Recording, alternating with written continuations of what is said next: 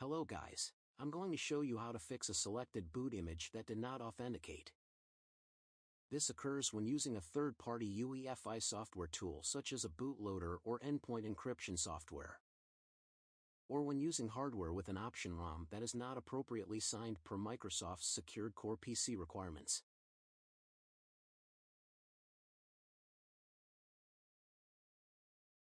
Stop asking yourself how to do this after watching this tutorial. Let's start. Please don't miss any step. I am trying to boot Linux on this laptop, but this message continues to appear each time I select my Linux bootable USB. Let's select the USB and see what happens.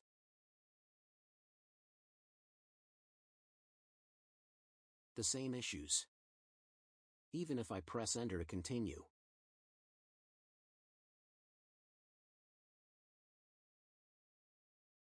To fix this, we need to enter BIOS setup by pressing F10 button.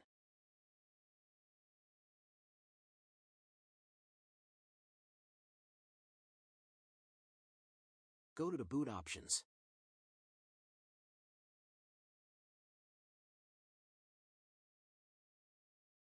Once in, go to legacy support.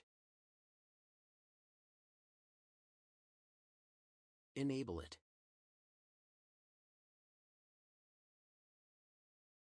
Confirm it.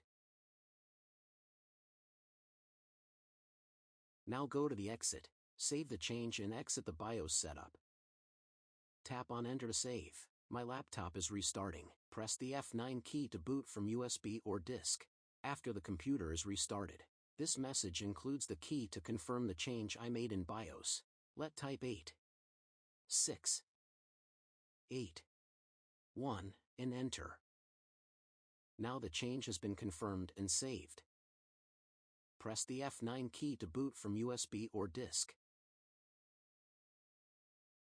Let me select my USB to check if the message will not come again.